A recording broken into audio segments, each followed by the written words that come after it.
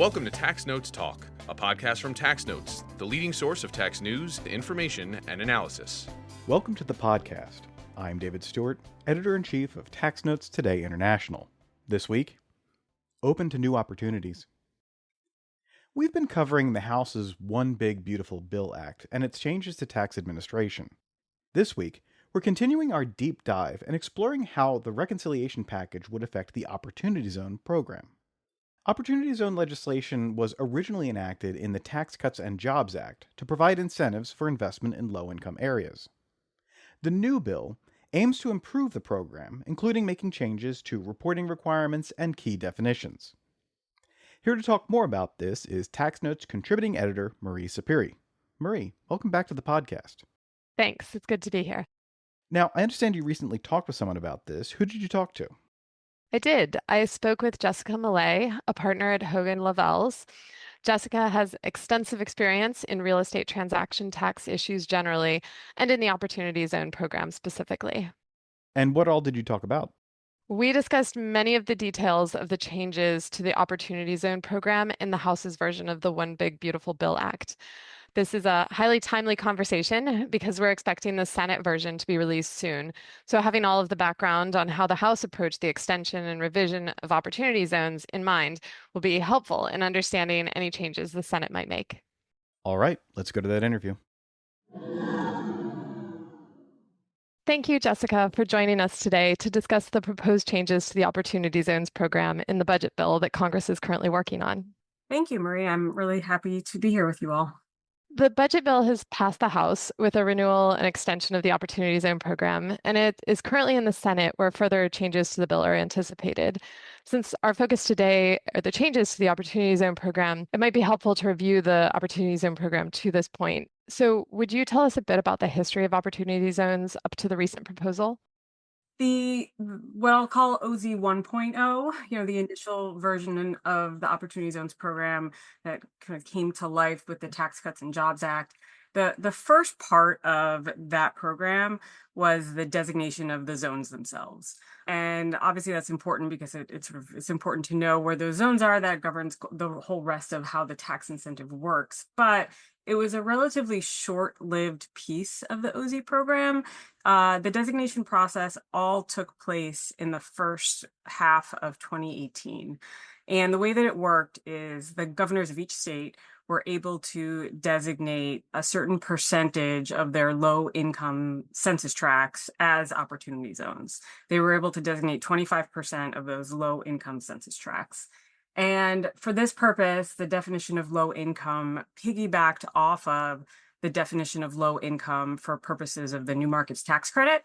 And they looked there to factors such as poverty rates and median family income in the relevant census tracts. The other sort of wrinkle, I would say, in terms of the designation process the first time around is that certain contiguous census tracts could be nominated as opportunity zones. And what that means is that if a particular census tract itself did not meet the definition of low income, but was contiguous to a census tract that did meet the definition of low income, then that contiguous tract could be nominated as long as it didn't have median family income over a certain hurdle amount. So that was, we'll talk about that in a minute when we get to the new program. Those are the zones. They were designated in 2018. They have remained the zones throughout the entire program, even though we've had a new census since then. And so they are in effect now until asterisks. They were supposed to be in effect until 2028. But again, we'll talk about that. So the rules for deferring capital gains through investments in qualified opportunity funds are prescribed in section 1400Z-2. Since you've talked about the designation part, could you talk about how the statute generally works in its current form? For sure. So 1400Z-2 and the supporting regulations, which came out over the course of several years after 2017, they are really the bulk of the OZ qualification and compliance that everybody has been dealing with since then. So I'll break it down into a couple different buckets. So first, from the perspective of the investors, There are certain, obviously, people do this for the tax incentives. And so 1400Z-2 runs through the various tax incentives that an investor can achieve by investing in the OZ program. They include deferral of paying tax on certain eligible capital gains. For a while, there was a basis step up, which was essentially complete elimination of some of those initially invested gains if you invested early enough. And then there was a complete elimination of gains on the new project, new development in the opportunity zone, as long as an investor had stayed in for at least 10 years. So there were lots of rules and qualifications around all that. You jump down a level to the Qualified Opportunity Fund rules, and the QOF is a required piece of an OZ structure. An investor has to invest their eligible gain directly into the QOF to get the tax benefits. And QOFs have an asset test they need to meet. They can only be certain types of entities, corporations or partnerships for tax purposes. And the rules also cover the penalty if a qualified opportunity fund fails to meet its asset test. So if you go down one more level, you get to the actual qualified opportunity zone business level. And most OZ structures are set up with a QOF investing in a QOZB. And the QOZB is really where the heart of the OZ development happens. So if it's a real estate project, the QOZB is the entity that has to acquire the property, improve the property, develop the property. If you happen to be doing an operating business, then the business itself is within the QOZB. So there's a lot of rules there, including a tangible property test, which is very relevant, of course, for real estate projects.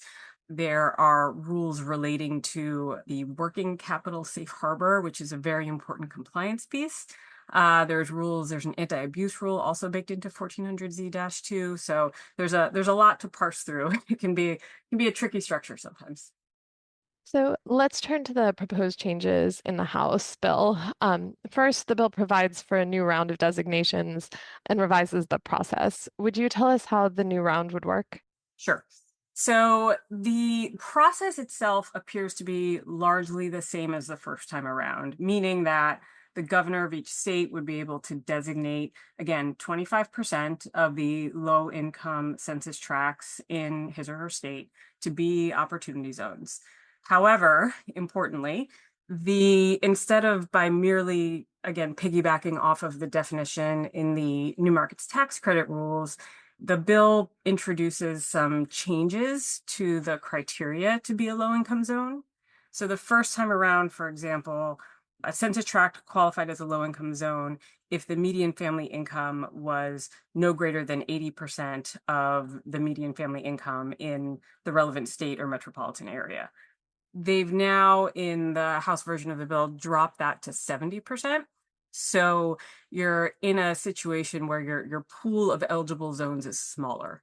There were some other nuances too, including the fact that this time around, they've eliminated the ability to nominate those contiguous tracts that we spoke about a moment ago.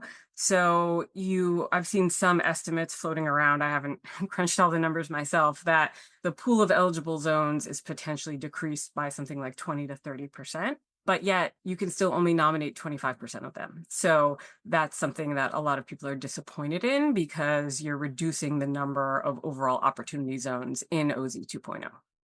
There are also proposed changes to focus more tightly on rural areas. Would you explain how those rules would work? Yeah, for sure. There was some proposed legislation that was introduced a couple years ago to create kind of a mirror rural opportunity zone program. And so a lot of the provisions in the House bill related to rural zones pull from that proposed legislation. But essentially, the requirement is that at least 33% of the designations in any one particular state have to be rural census tracts. And the definition of rural for this purpose is determined on the basis of the Consolidated Farm and Rural Development Act. And so they really want to make sure that there's a focus on having these OZ investments be a little bit more geographically diverse than they've been in the first round. One of the big criticisms that has been kind of hurled at the Opportunity Zone program is that a lot of the developments and projects that have been done have been projects that would have been done otherwise, and they're projects in, gentrifying areas of metropolitan areas, et cetera. So this time around, they really wanted to make sure that more rural areas received the benefit of opportunity zone investment as well. Also, under the existing programs, only capital gains can be invested, but the House bill expands that. What are the parameters of that change? Yeah, this is a change that a lot of people had been asking for as well, in a way to democratize the program a bit. One of the other criticisms is that, well, if you need capital gain to invest, your pool of investors is fairly limited. And wouldn't it be nice if you could give everybody the ability to invest in the OZ program? However, the way that the House addressed this has been really panned almost universally from everybody that I've spoken with, because they give individuals a one-time $10,000 lifetime amount that you can invest as into a qualified opportunity fund. But from a fund perspective, if you are really wanting to invest in a fund, $10,000 is far below the minimum required investment that I've seen in any fund, whether a qualified opportunity fund or otherwise. So, and it's not like it's an annual investment amount, it's a lifetime investment amount. So people seem pretty disappointed that this really isn't going to move the needle. We're excited to announce the launch of the Tax Analysts Awards of Distinction, recognizing individuals and organizations whose work has had a significant and lasting impact on tax law, policy, administration, or public understanding. The program launches this year with the U.S. state and local taxation category. We are currently accepting submissions to honor contributions that have profoundly influenced state, local, or multi-state taxation. The future of tax policy starts with bold ideas and bold leaders. Nominate now through June 30th. For more information, visit awards.taxanalysts.org. Again, that's awards.taxanalysts.org. The proposed second round would result in new zones in 2027, but the current program sunsets at the end of 2026. Could you talk about the effect of that timing? Yes. So as you mentioned, the new round runs from January 1, 2027 until December 31st, 2033. So there's no overlap of the two programs. I've got some thoughts on why that's not the best idea. But in terms of the mechanics of the program, first and foremost, the zone designation process happens in the first part of 2027. And the inclusion date for any investments made in this new round is December 31st, 2033. One of the incentives that the OZ 1.0 offered, as I mentioned a few minutes ago, was this basis step up concept. And so in the first round, there was a 10% basis step up for investments that were made by the end of 2021. And there was a 15% basis step up if you invested by the end of 2019. So again, it really incentivized people to invest early in the program. Here, there's no 15% basis step up, but there is a 10% basis step up. So in order to be eligible there, you would need to invest by the end of 2028 to get that 10% basis step up. And notably, in relation to the rural qualified opportunity program that they are introducing, that basis step up would be 30% if you had invested in a rural qualified opportunity fund. The other element of the program in terms of mechanics, focusing on the rural zones for just a second, is that in OZ 1.0, one of the ways that you could have qualifying property was by meeting the substantial improvement test. And that was the scenario there is if you buy an existing building that is in an opportunity zone, if you make significant capital improvements such that you double your initial cost basis of the building, you've substantially improved the building and it's qualifying property. That's still the test in the second round, except if you're in a rural zone, then the substantial improvement threshold drops to 50%. So they're making it a little bit easier to qualify for the substantial improvement test in rural zones. And are there any other timing concerns with the new program? Yeah, there's a couple things in particular that people are worried about. So first of all, as you mentioned, OZ 1.0 ends at the end of 2026, and this new program doesn't start until 2027. So, and the zones themselves, that zone designation process doesn't even kick off until January 2027. So you're not going to know the new zones until, mid 2027 at the earliest. That creates a little bit of a disincentive in terms of capital raising and investment in the Opportunity Zone program. You kind of end up with this weird dead zone. So if you have gain, or I should say, if you are flexible in terms of when you can trigger your gain or when you want to invest it, et cetera, then there's an incentive to wait and invest in 2027, because then you get the deferral until the end of 2033, as opposed to trying to invest now. The kind of corollary concern adjacent to that is what happens with the first round zones. In the legislation from the Tax Cuts and Jobs Act, the zones did not expire until the end of 2028. There's always been some questions around, well, what happens after 2028, but at the very least, if you are a qualified opportunity fund and you are looking at acquiring a site to do a development in one of the OZ 1.0 qualified opportunity zones, at least that you have a few years until the end of 2028. Even if you don't raise capital until 2026, you have some time to make a qualifying investment in property that's in a qualified opportunity zone. But in the House version of the bill, they accelerated the expiration date for the first round zones until the end of 2026. And that's given people a real heartache, because now you've introduced even more uncertainty. And so again, if you have a capital gain that you realize on December 31st, 2026, then technically you have until mid 2027 to even go and invest that into a qualified opportunity fund. But if the zones are all expired at that point, there's some real uncertainty in terms of whether you'll even be able to make a qualifying investment if all the first round zones have expired. So people are really hoping that the Senate will iron out some of those transition rules to make it clear that the first program does still have a few years to run, and it doesn't really make sense to cut it off earlier than needed artificially. One of the pieces of the original program that was removed from the original bill because of the Byrd rules for the budget process was the information reporting requirements. And this bill attempts to put them back in. Would you tell us about those rules?